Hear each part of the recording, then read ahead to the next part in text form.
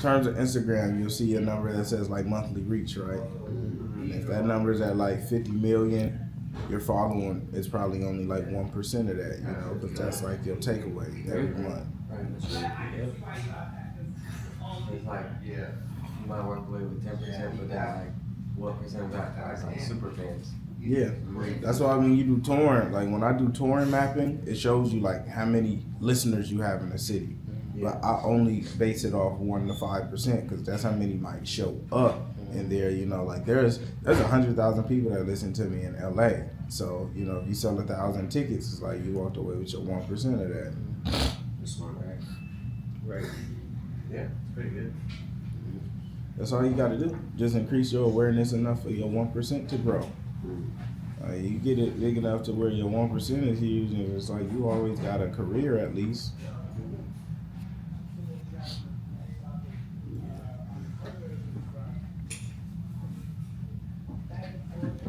Bro, even when you have ass product, if you got good marketing, that's still for real.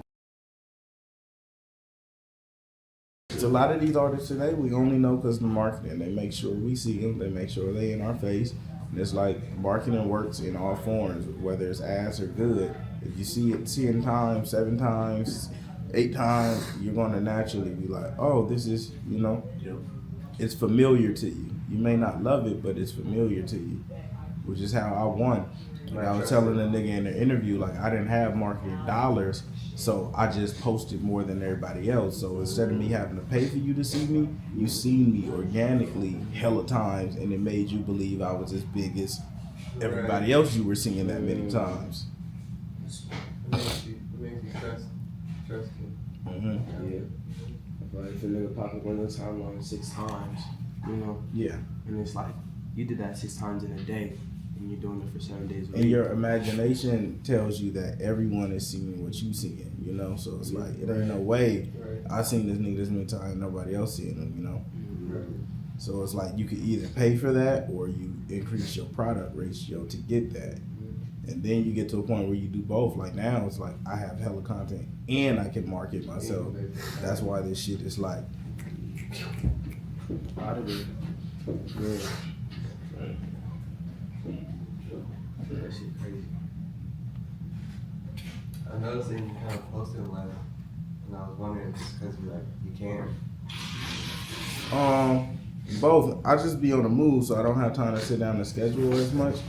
But like once I get my shit scheduled out, it go right back up. So like lately I've been going in waves, you know, and it's been really dope because you know people get a little break and then they turn back up and people get a break. But shit be seeding too, so it's like I'm just always in the like the dope thing about social media is nothing goes away.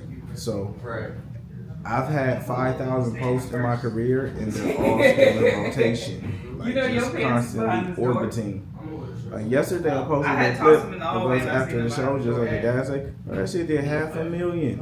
It did? And that ain't no real visualizer, that's just the audio from the cam and niggas just outside having fun, but it's because it's like real. Yeah.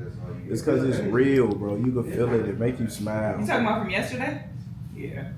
Even when we came out those doors, it felt good. Like yeah. Yep. You know, the Uber was picking this up. Like, what you not going to where you yeah, literally. Right, and if that exists in real life, it's gonna shine on social media. The giant shit, it's gonna keep happening. Right. If it feels that way in real life, it'll translate.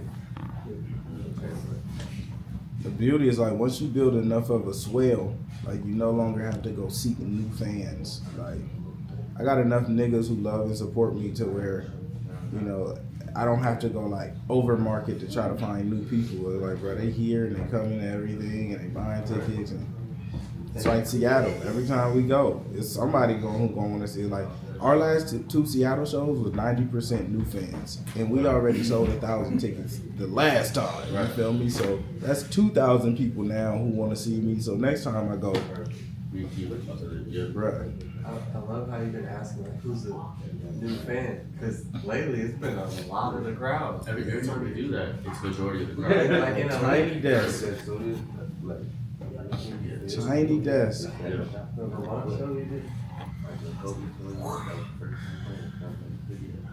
was tight.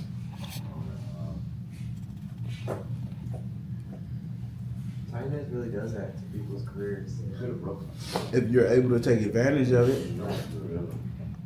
They can't. That's why I like that this year. I was telling Bobby, like the main guy there, that it's dope that they're trying to give the mentors now, because if you get on Tiny Desk and you don't really know what to do after, you don't really like. You might get views on YouTube, but you don't gain in your career. Right. Malachi, ooh. Thinking real busy with Tiny Desk. Malachi. Hate them niggas. Oh yeah, that's that nigga name too. And only get busier. Yeah. We got another year to the end of 2026. We finna beat the fuck out of Outside Lands, and that shit gonna open up hella doors because it's live too. And niggas ain't never. We the only niggas there with a full band and choir. Like it's Right. gonna be.